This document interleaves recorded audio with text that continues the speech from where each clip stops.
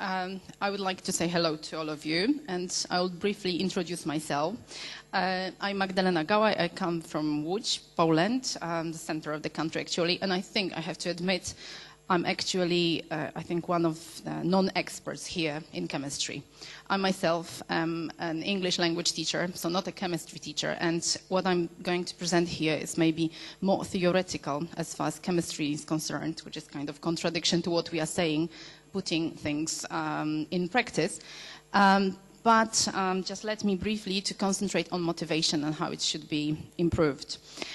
So I would start with what has almost been presented by Dionysos a minute ago, with the things which, of course, are responsible for motivation. So these internal factors which actually facilitate learning in general, not necessarily chemistry, but any kind of subject, science subjects especially, because they are seen as more difficult ones. So, of course, the self-education, satisfaction, and the learning for the sake of fulfillment are definitely, of course, the most important factors which govern students themselves. And they need to broaden the horizons, which would allow students maybe to travel, to take part in events like we have today. Of course, a group of external factors which have influence on the students' learning. And of course, on the first position, we have the approval of the teacher and the parents, which is then guided by the good grades which are given to students by the teachers, not necessarily during the exams, but also during the course. Of course, we mustn't forget about choice of teaching methods, which is very much related to teacher education in science. And, of course, the choice of the course book. And finally, the personality of the teacher, his attitude, his zest, and, of course, the power to pass the knowledge to students, because many people can be good scientists, but not necessarily good teachers in the classroom. And this is actually the problem, that they do wonderful, amazing research. They've got really good results, but when passing knowledge to students in a very user-friendly way it is a problem.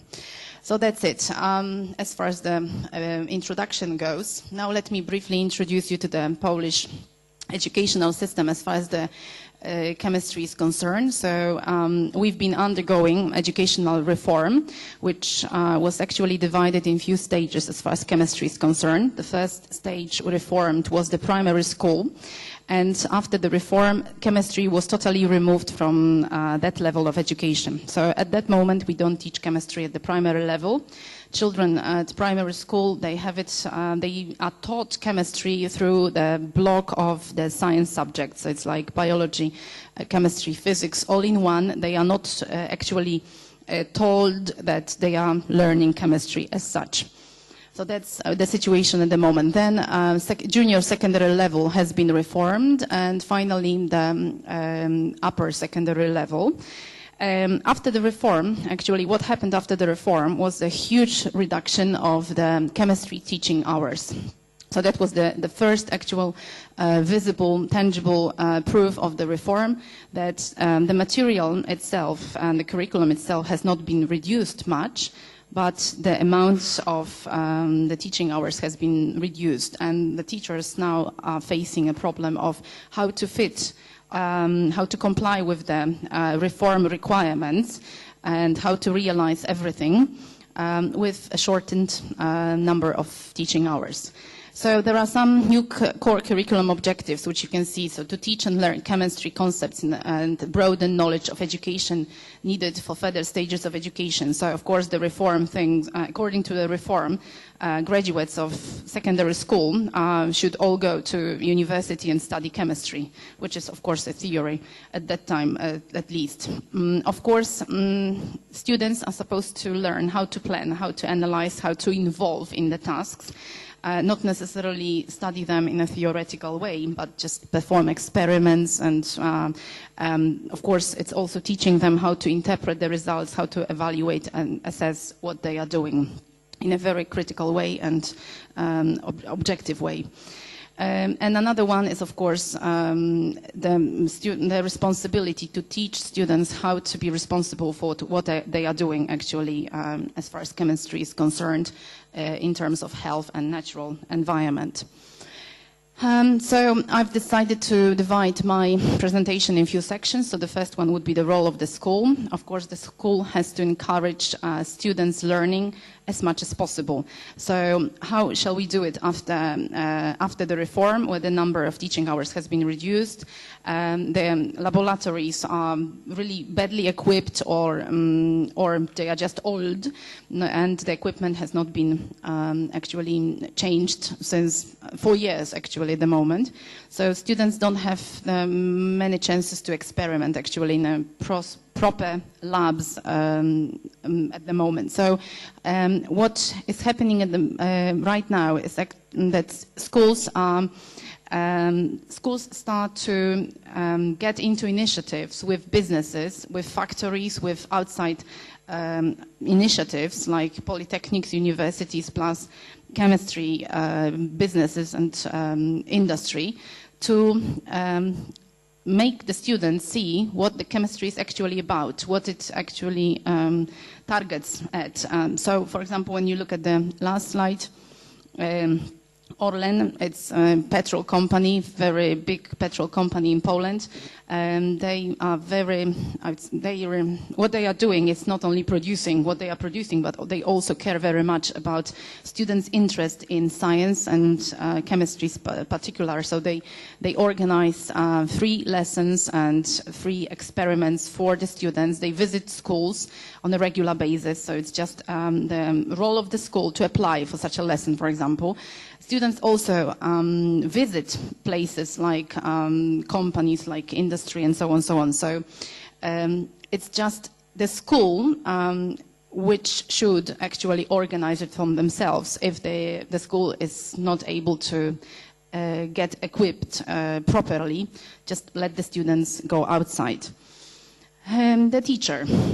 According to what you've seen on the first slide, it is actually the most important person who has influence on the student's education. So the person should be very open, full of initiative, and definitely should know how to teach. Not necessarily know chemistry as such, but also how to teach. Just to tell you, Polish chemistry teachers at junior secondary and upper secondary level, they are all graduates of university from the Department of Chemistry. So they are really well educated and prepared, and they know what chemistry is about. But not all of them know what teaching is about, what teaching chemistry is about. And that actually might be a problem. Plus, when they graduate from university, Department of Teaching or Methodology of Teaching Chemistry, and they go to schools, they struggle with problems. Badly equipped labs, no money, overloaded classrooms, plenty of students, and even if they have a lab, they don't have the chance to practice with everybody. So despite, I would say, the personal attitude of the teacher, they have to be definitely oriented how to teach using new technologies, for example, not having a properly equipped lab, like using online interactive materials, for example. I think I killed it. Help. Sorry. Okay. So what did I press? Okay. Yeah. Okay. Another very important influential group that helps our students to develop their talents and interest in science, parents themselves, but of course they have to be well educated in chemistry. So it all involves how well educated and how much the parent himself or herself know about the chemistry, but it could just involve simple, I would say, presentations from real life, what you have to do to cook properly, why you, for example, put salt on icy roads in the middle of winter. So this is just simple experimental things that everyone actually knows, but maybe not everybody knows its chemistry as such.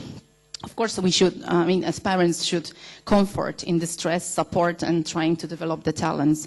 So I would talk about, for example, being with the kids during initiatives organized by universities and polytechnics, so taking part in picnics, science-oriented events. Of course, course book, very important. It mustn't be boring, it mustn't be overloaded with text tables and of course, theoretical tasks, should be interactive. Luckily, the course books we have in use, the new course books we have in use after the reform, they are all very interactive. So students can see and watch experiments, simulations. They are equipped with DVD, links online, and so on, so on. So plenty of publishing houses also run websites and interactive portals to give the students the ability to see something and experience something rather than reading about it. And of course, we have average students who study chemistry, but there are also talents. So the idea is that they have to be developed. They take part in Olympiads and test competitions, but it's not. They are not in majority, and that's a problem. So obviously, a lot has to be done about the fact that not everybody actually is into science so much, but everybody should know what definitely it is. And the role of universities and polytechnics. These are the institutions who get grants, who get money. So these are actually the ones who organize events and initiatives to make students from primary, secondary, and junior secondary schools to get interested in chemistry. So regular trips to laboratories, interesting talks, experiments, they take place in Polish universities and polytechnics on a regular basis, but this is, as I said before, this is the role of the school actually to organize it, not vice versa. And of course, to teach chemistry properly, you have to be properly educated, but it's not, as I said before, it's not a short process. It takes time, and there are actually, as you can see, 16 universities, 6 technical universities in Poland, which educate in chemistry. They are doing their best to make graduates from secondary school to get interested in chemistry as a science. So they are offering nice, interesting specialization like forensic medicine, pathology labs, industry, cosmetics, and so on, so on. So it's not just pure chemistry. And they are also working on developing methodological and teaching chemistry, because all of the ones I put here, they are just making students choose chemistry as a subject to study because they allure them with good job prospects. But the job prospects are all in industry, in businesses, not the classroom itself. So plenty of effort is just being made to make students interested in teaching chemistry as such. Of course, what else should be said here? So, as I said, all of the teachers at the moment have to be graduates. At least first cycle's undergraduate program, which takes 3 years. The third cycle program, doctoral studies, only for those who want to do research at university. And then these are the people who cooperate with students at different levels in schools. And this is, I just put a slide of the role of the universities and polytechnics. So they organize plenty of events for the whole families, not only for schools, for students, but family can come, and mother, father, and children can participate in it. So it's organized regularly in different institutions, different polytechnics or universities, and it's all to promote learning and developing interest in chemistry as such.